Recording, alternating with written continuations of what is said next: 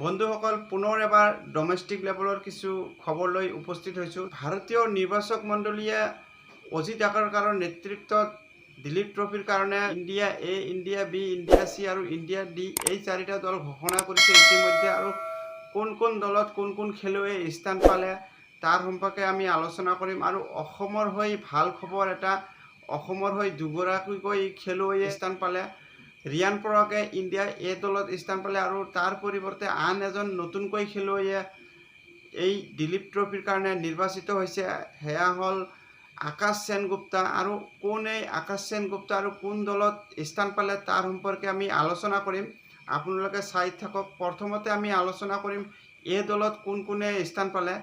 এই দলত চাব গ'লে শুভমান গিলক এই দলৰ অধিনায়কত্ব দিয়া হৈছে আৰু সেই দলত শুভমান গিলৰ লগতে ময়ংক আগৰৱাল আছে, ৰিয়ান পৰাগ আছে আৰু দেখা গৈছে যে ৰিয়ান পৰাগৰ লগত ধ্ৰুৱ জুৰেলো আছে, KL ৰাহুল আছে আৰু তিলক বৰ্মা যি ফিটনেছ ইছ্যুৰ কাৰণে কিছুদিন খেলৰ পৰা দূৰত আছিল আৰু অৱশেষত তিলক বৰ্মাই কামবেক কৰিলে। আৰু শিৱম ডুবে আছে এই দলতে, তনুজ কটিয়ান আছে, তনুজ কটিয়ানেও এজন ভাল খেলুৱৈ, কুলদীপ যাদৱ আছে আৰু আকাশদ্বীপ আছে, প্ৰসিদ্ধ কৃষ্ণা। 50 অভাৰৰ যি ৱৰ্ল্ড কাপ আছিলে সেই ৱৰ্ল্ড কাপৰ পিছৰে পৰাই প্ৰসিদ্ধ কৃষ্ণাই বহুদিন খেলৰ পৰা আঁতৰত আছিলে আৰু এই টুৰ্ণামেণ্টৰ জৰিয়তে পুনৰ এবাৰ ভাৰতীয় দলত কামবেক কৰাৰ কাৰণে প্ৰস্তুতি আৰম্ভ কৰিব।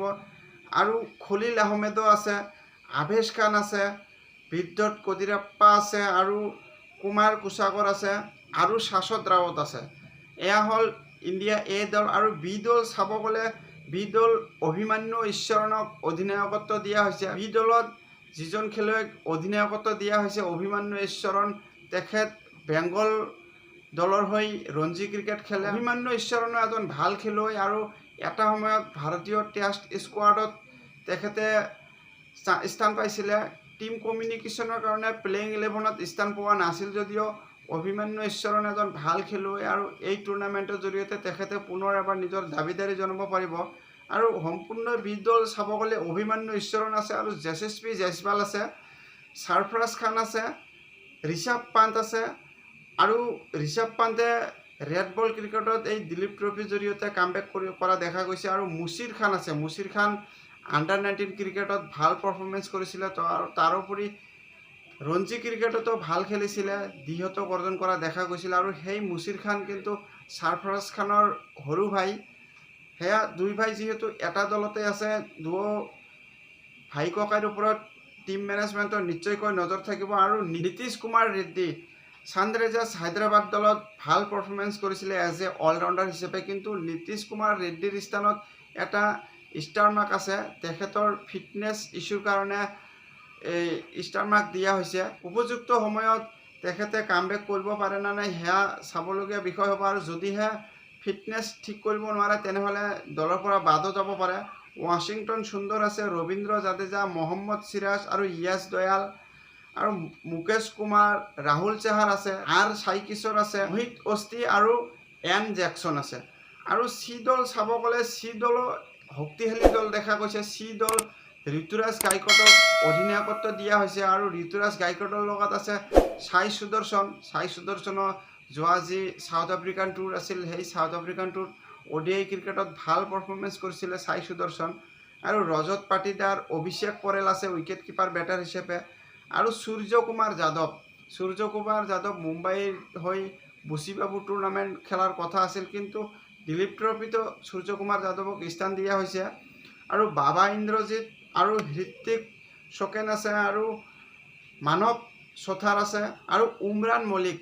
সুদীৰ্ঘ সময়ৰ অন্তত উমৰাণ মল্লিকৰ নাম দেখা গৈছে আৰু উমৰাণ মল্লিকে এই টুৰ্ণামেণ্টত যদি ভাল পাৰফৰ্মেঞ্চ কৰে ইণ্ডিয়া টীমতো অহাৰ সুবৰ্ণ সুযোগ আছে। ভস্যক বিজয় কুমাৰ আছে, অঞ্চুল কদিৰাপ্পা আৰু হিমাংশু চৌহান আছে, ময়ংক মাৰ্কাণ্ডে আছে, তেখেত ভাল spin bowler, Aryan Juyal wicket keeper batter হিচাপে আছে। আৰু শেষলৈ সন্দীপ ৱাৰিয়ৰ। ডি দল চাব গ'লে ডি দলত শ্ৰেয়স আয়াৰক নেতৃত্ব দিয়া হৈছে।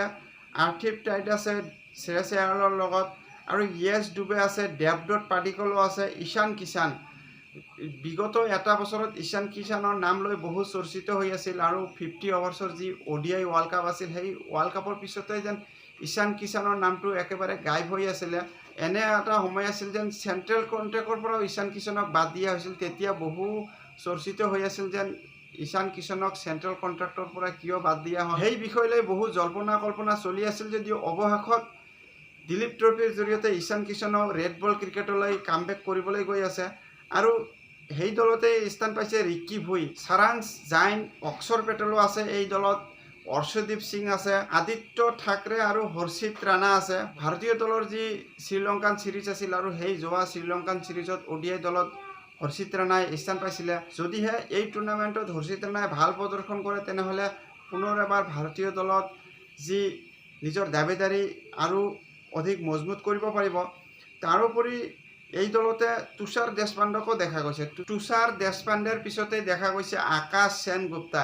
সেয়াই হ'ল অসমৰ আন এজন খেলুৱৈ আৰু আকাশ সেনগুপ্তাই এজ এ ফাষ্ট বলাৰ হিচাপে খেলিব। আৰু যোৱা ছিজনত ছৈয়দ মুস্তাক আলী ট্ৰফিত অসমৰ হৈ ডেবিউ কৰিছিলে আকাশ সেনগুপ্তাই। সেই টুৰ্ণামেণ্টত ভাল পাৰফৰ্মেঞ্চ কৰিছিলে, যাৰ কাৰণে ৰঞ্জী ছিজনতো মুক্তাৰ হুছেইনৰ লগত ভাল এটা বলিং কমিউনিকেশ্যন বনাই তুলিছিলে এই আকাশ সেনগুপ্তাই, যাৰ সুবাদত ভাৰতীয় নিৰ্বাচক মণ্ডলীয়ে ভাৰতীয় ডি দলত স্থান দিছে। আৰু যদিহে আকাশ সেনগুপ্তাই এই টুৰ্ণামেণ্টতো ভাল পাৰফৰ্মেঞ্চ কৰিব পাৰে তেনেহ'লে হয়তো অহা ছিজনত IPL ফ্ৰেঞ্চাইজিসকলৰো যেন নজৰ থাকিব। আকাশ সেনগুপ্তাই যদি ভাল প্ৰদৰ্শন কৰিব পাৰে তেনেহ'লে হয়তো অসমৰ হৈ আন এজন খেলুৱৈ হিচাপে IPLত স্থান পাব পাৰিব। এই দলতেই উইকেট কিপাৰ বেটাৰ হিচাপে KS ভৰত আছে আৰু শেষলৈ সৌৰভ কুমাৰ আছে। আৰু সকলোকেইটা দল চাই এনে লাগিছিল যেন চাৰিওটা দল অধিক শক্তিশালী হিচাপে টিম মেনেজমেণ্টে ঘোষণা কৰিছে। আৰু বহু জল্পনা কল্পনা চলিছিল যেন ৰোহিত শৰ্মা আৰু বিৰাট কোহলীয়ে খেলিব এই টুৰ্ণামেণ্টত। কিন্তু এই চিলেকশ্যন চোৱাৰ পিছত এনে লাগিছিল যেন হয়তো ফাৰ্ষ্ট ৰাউণ্ডৰ মেচকেইটাত ৰোহিত শৰ্মা আৰু বিৰাট কোহলীয়ে নেখেলে আৰু হয়তো নিৰ্বাচক মণ্ডলীয়ে এই টুৰ্ণামেণ্টত অধিক খেলুৱৈক স্থান দি এক্সপেৰিমেণ্ট কৰিব বিচাৰিছে যে বাংলাদেশ সিৰিজৰ আগত কোন কোন খেলুৱৈয়ে ভাল প্ৰদৰ্শন কৰে। আৰু ৰোহিত শৰ্মা আৰু বিৰাট কোহলীৰ স্থান যিহেতু নিশ্চিত, সেইমৰ্মে তেখেতসকলে 5 ছেপ্টেম্বৰত যি অন্তিম পৰ্যায়ৰ মেচ, সেই মেচত প্ৰস্তুতি লোৱাৰ কাৰণে বিৰাট কোহলী আৰু ৰোহিত শৰ্মাই এই দিলীপ ট্ৰফিত যোগদান কৰিব। আজিলৈ ইমানেই আছিল, ধন্যবাদ।